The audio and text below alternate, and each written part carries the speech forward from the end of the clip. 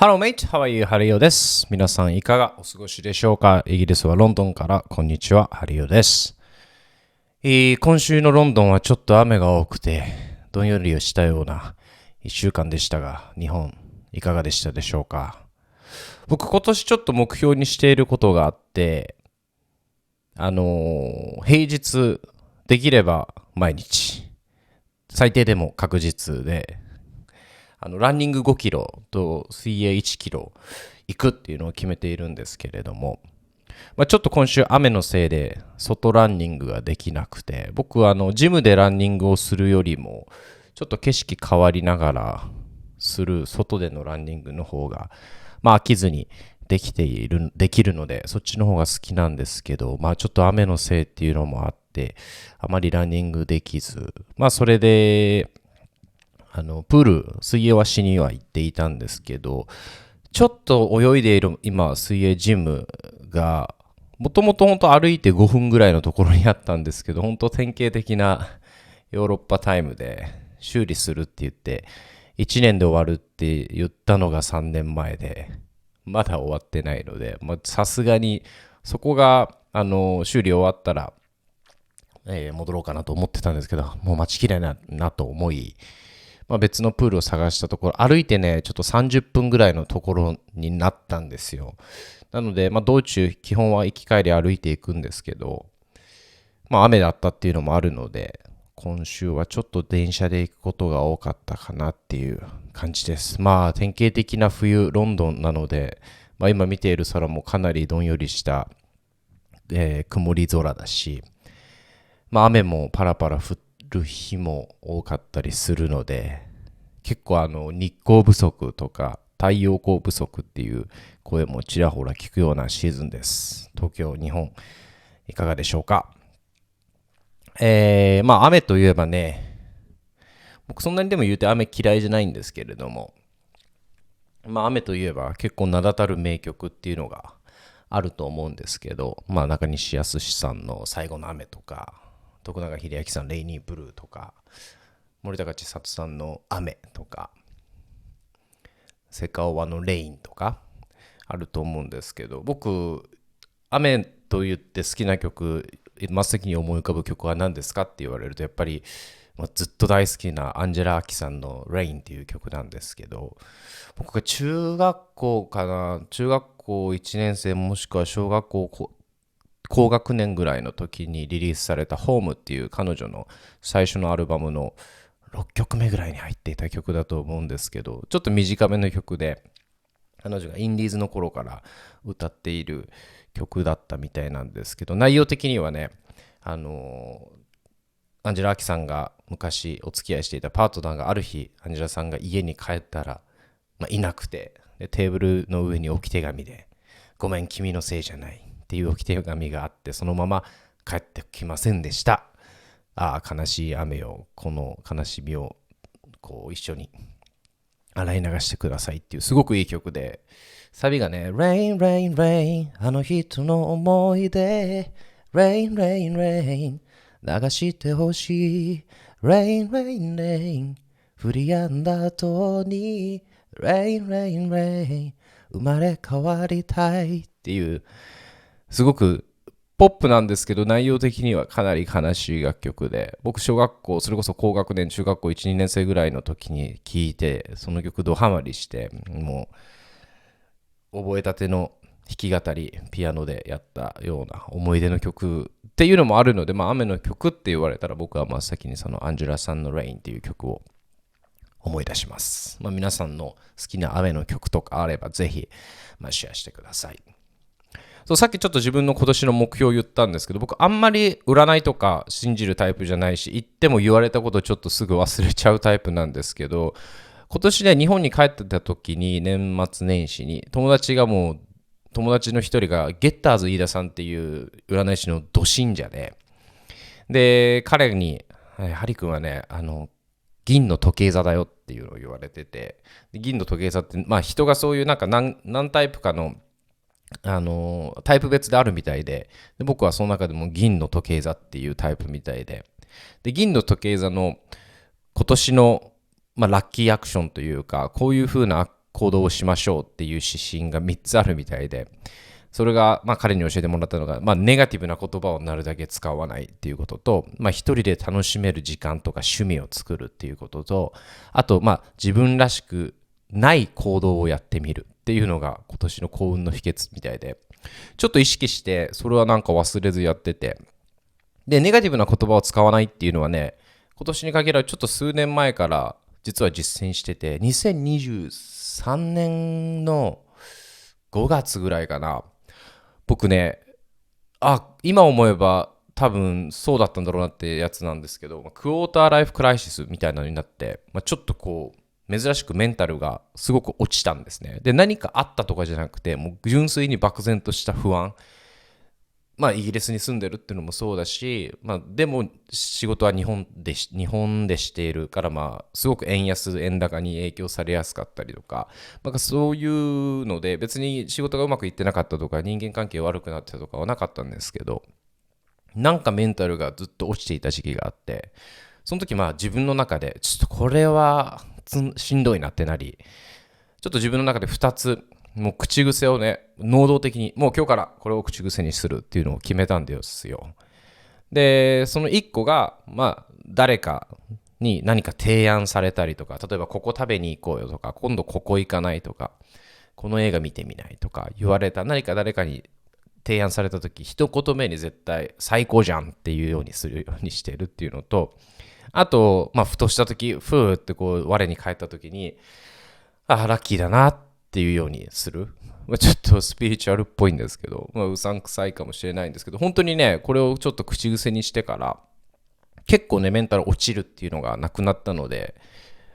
別にこの言葉じゃなくてもいいんですけど、ポジティブな言葉はもう実際声に出すっていうのは確かに、人によっては言霊とか言う人もいますし、意外とメンタルにはヘルシーなんじゃないかなって、思ってるので、今年もその銀の時計座のアドバイスのように、ネガティブな言葉はできるだけ使わないっていう風にしてます。一人で楽しむ時間に関しては、僕結構一人旅好きなので、あと読書とか、基本ね、ランニングとか水泳みたいにスポーツ、体を動かすことも一人でできるものが、でもテニスは好きか。でもそうですね、基本一人行動大好きなので、全然一人で居酒屋とかスナックとか焼肉とか、行けって言われたら多分ディズニーランドも全然行って楽しめると思うので、それはできるでしょ。あと自分らしくないことをやってみるか、これちょっと難しいな。なんかあるかな。自分らしくないこと。むずいな。僕らしくないことってなんだろうな。でも今週末、旦那の友達がバースデーパーティーを開くみたいで、なんかコンセプチュアルなパーティーにしたいということで、キャラクターズパーティーっていうのを企画していて、要はその主催者、バースデーボーイが、ゲスト一人一人に、あなたはそのセレブ、芸能人の誰々とか、映画の主人公とか映画の中のキャラクターの誰々になりきってくださいっていう指定するみたいで、そのパーティー感はもう一挙手一投足やる行いとか喋る内容とかも口調とかもその指定されたキャラクターになりきらなきゃいけないみたいで、そんなことはしたことがないので、それはちょっと自分らしくない行動の一つになるのかなっていう感じなんですけど、どうなることやらって感じで。あと、銀の時計座は今年ラッキースポットがプラネタリウムと植物園っていうことで、実は僕年始に日本にいた時、東京の有楽町にあるプラネタリウムに2回ほど行きました結構占い信じてるじゃんっていう感じなんですけど、植物園はロンドンに帰ってから、もうちょっと夏っぽくなってから行ければいいかなって思ってますけど、公園も多かったりするので、気軽に植物とかお花とか木とかに触れられる機会も、ロンドンだとたくさんあるので、ちょくちょくそうですね、今年の夏とかは公園に足を多く運ぼうかなって思っている次第です。あと何かあったかな、今週は。そうだ、近所に、住んでいる仲いい友達が、日本人の友達がいるんですけど、彼の大学時代の先輩かなっていうのが来ていたみたいで、一緒にちょっとご飯どうっていうことで3人でね、うちの近所のポルトガル料理屋さんに行っていたんですけど、おすすめされていたレストランっていうのもあって、味すごく美味しかったし、値段もかなりリーズナブルで、量も結構ね、プレートこんくらいあったかな、まあまあ大きくて、行ったんですけど、そんなに量を食べられる人間じゃ僕ないので、あとね、ビールとワインをミックス、ちゃんぽんしちゃったっていうのもあって、結構早々に酔っちゃった夜だったなって思って反省ですね。でも味はすごく美味しかったので、また、大所帯で行きたいなっていう感じのレストランだったかな。あとはついにね、レディエーターって言って、イギリスってこう壁沿いに暖房器具、ストーブみたいなのが設置されていて、中は、ガスで回しているところもあれば、うちの場合はお湯、あったかいでもないか、かなり熱いお湯を循環させているタイプのレディエーターっていうストーブがあるんですけど、うち合計それが6つあって、うち3つがね、壊れてたんですよ。壊れてるっていうか、なんかこうスイッチオンしちゃうと、ちょっと水が漏れちゃうので、随時というかずっとオフにしなきゃいけない状態だったんですけど、それがようやく直しに来てもらって、本当直しを依頼したのが半年ぐらい前でようやく来た感じなので、それもちょっとイギリスあるあるで、頼んだものが来なかったり、頼んでいた荷物が届かなかったりみたいなのは、イギリスというかヨーロッパあるあるかな。この間友達がキッチンもイギリスじゃなくてベルギーに住んでいる友達なんですけど、キッチンをリフォームしたっていうことで、そのお祝いにシャンパンを送って、でハウスパーティーをいついつするんだよねって言ってたので、そのハウスパーティーの日に届くように、遠隔でシャンパンをオーダーしたんですけど、届かず、未だに届いてない感じなので、1週間経った未だに、もうね、ただのギフトっていうことにしたいなと思っているんですけど、本当にそう、レディエーター、暖房器具直ったおかげで、今みたいに家の中でも本当に半袖で入れたり、本当にショーツで入れたりするので、ただやっぱり外でランニング行くときはやっぱ中と外での気温差で、こんなにまだ寒いのか、外はっていう感じになるので、ちょっと風邪ひかないようにも注意しなきゃなって思っているこの頃です。てな感じで雨の多い1週間でした。が楽しく、穏やかに過ごせた1週間になったと思います。皆さんの1週間はいかがでしたでしょうか。ぜひコメント欄やメッセージなどで教えてください。では最後に、ちょっとメッセージをいただいたので、それを紹介して終わりたいなと思います。ラジオネームリトルベリーさんという方です。その前にワインを飲みます。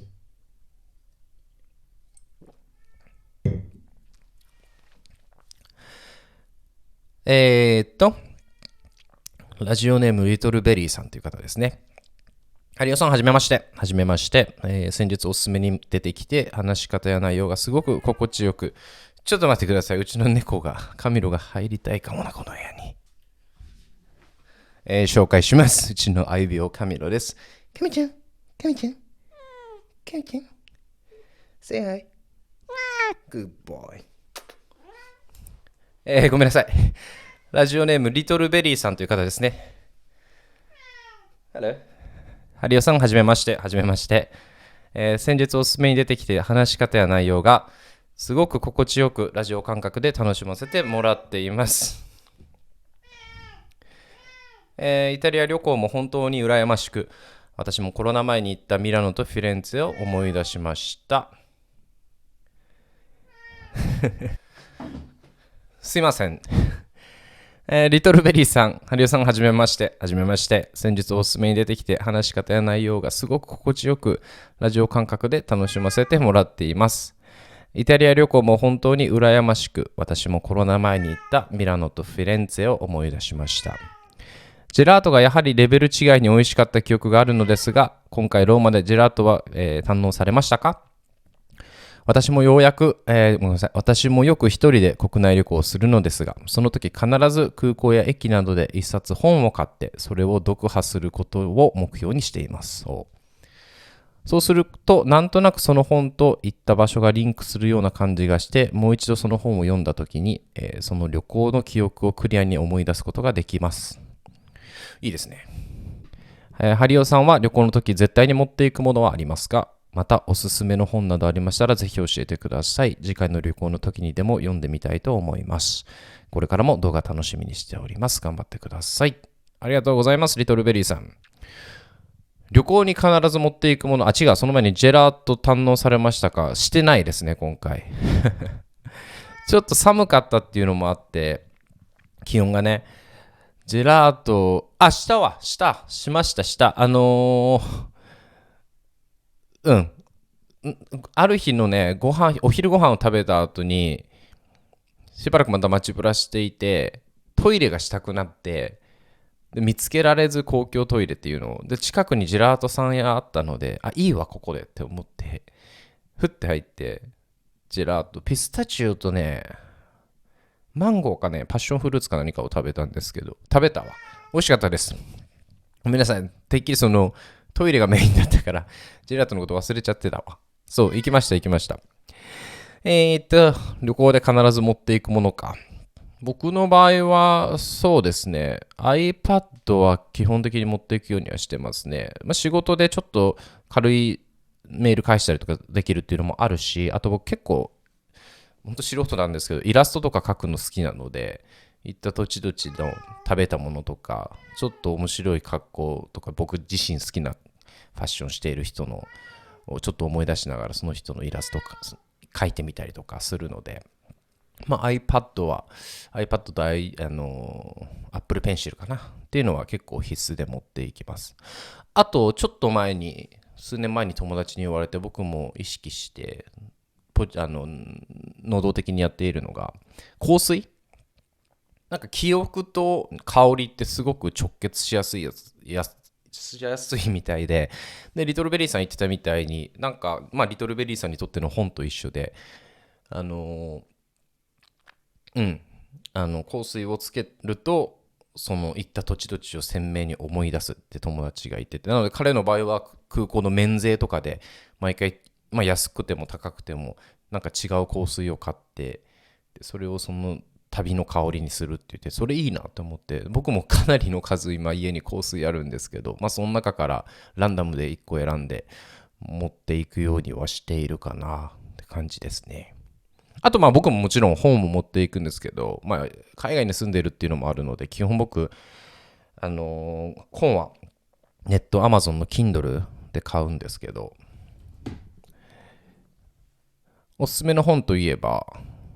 昨晩また読んでて、やっぱいいな、この人って思ったのが、やっぱ桜桃子さん、ちびまる子ちゃんの作者の方なんですけど、結構彼女のエッセイ僕好きで、もう全部出てるエッセイは読んでるんじゃないかなってぐらい読んでます。おすすめは焼きそば上田っていうのが本当にコミカルで腹抱えて笑うんですけど、昨日読んでたのはね、一人相撲っていうエッセイで、彼女が学生時代から漫画家としてデビューするまでの人生を綴ったエッセイなんですけど、本当にね、ちょくちょく名言というか、綺麗な言葉っていうのが挟まれていて、個人的には、彼女が、もともと彼女本当に典型的な少女漫画の作家になりたかったみたいで、ただ応募すれどあんまり受からず、受賞もされず、で、自分でも少女漫画向いてないんじゃないかなって思って、でそこからもう漫画家になる夢諦めて芸人になろうとしていたみたいで、落語家さんで、じゃあ落語家になるにはどうしたらいいんだ、で誰かの弟子になった方がいいのかなって、そこでもちょっと夢を模索している時に、学校の課題かな、なんか全国模試かなんかかなで、何々について何々字以上であなたの考えを述べよみたいな課題があったみたいで、当時の彼女は、私は弟子に、落語家、芸人さんになるんだからこんなテストなんてどうでもいいやっていう感じで、半ば適当に面白半分で、論文みたいなのを書いたみたいで、そうするとかなりの高得点をその模試でもらったみたいで、コメントが本当に文体が高校生とは思えない文体だ。まるで現代に清少納言が降りてきたようだみたいな感じの高評価を受けたみたいで、彼女が私って文を書く才能あるんだ、エッセイを書く才能あるんだ、じゃあエッセイを漫画で書いてみたらどうだろうかっていうところで、ちびまる子ちゃんっていう物語が始まったみたいで、そのこれをエッセイで書いてみたら、このエッセイをじゃあ漫画にしてみたらどうだろうかってこうひらめいた日の描写が昨日読んでてあって、すごく綺麗な文章で、ちょっと紹介すると、夏の暑さと嬉しさで熱くなっていた私は、学校から帰るとすぐに風呂場に直行し、ホースで水を浴びた。うちはシャワーがなかったので、水が浴びたけりゃ、ホースで水を浴びるしか手段がないのだ。風呂場の窓が昼の光で輝いていた。ホースから出ている水がキラキラ輝いていた。水しぶきも全部輝いていた。このろくでもない風呂場全体が虹色に包まれているように感じた。水が輝きながら流れているのを見て、私は将来エッセイを書く人になりたいなと思った。エッセイを書く人はエッセイストと呼ばれていることもまだ知らなかった。そしてふとエッセイを漫画で書いてみたらどうだろうかと思いついたのだ。っていうね、この水がキラキラしているっていう表現がいかにその自分の未来への展望だったり希望っていうのをこう言わんとしているかっていうところを、この文章すごく昨日寝る前いいなって思いながら読んでました。なのでそうですね。なので桜ももこさんのエッセイかなり個人的にはおすすめです。本当にコミカルなところもあれば、こういう風にちょっとおーって思わせる。で、この一人相撲っていうエッセイ、後書きもすごく良くて、今青春時代とか10代20代でこの先どうしたらいいかなとか、夢にこう地団打踏んでいる人とかみたいな人が読んでもすごく刺さると思うし、僕自身今読んでもすごくいいなって思うし、後書きにね、青春の時期というのは闇雲に夢だとか、ああなりたいとかこうなりたいとか思いがちだが、人生って夢やイメージではなく、毎日毎日が続いていくようなものであり、人間が一日にできることといったら本当にちょっとだけだし、ちょっとだけしかできないことを楽しんだり味わったりしていく気持ちを若い頃から忘れないでいてほしいと思う。もう若くないよという皆様もっていうのでエッセイが終わるんですけれども、かなり彼女らしい文章で、かつなんかトゲトゲしさもなく、かといってすごく寄り添ってあげる感もなく、適度な距離感で文章っていうのが書かれているのは、ぜひ、リトルベリーさんまだ桜ももこさんのエッセイ読んでなかったら読んでみてください。何はともあれ、メッセージありがとうございました。皆さんからのメッセージやコメントもどんどん、お待ちしておりますので、ぜひお気兼ねなくください。てな感じで、僕の1週間のキャッチアップでした。皆さんの1週間が、良くなること、良かったことを願っております。それでは次回のエピソードでお会いしましょう。See you next time. Bye.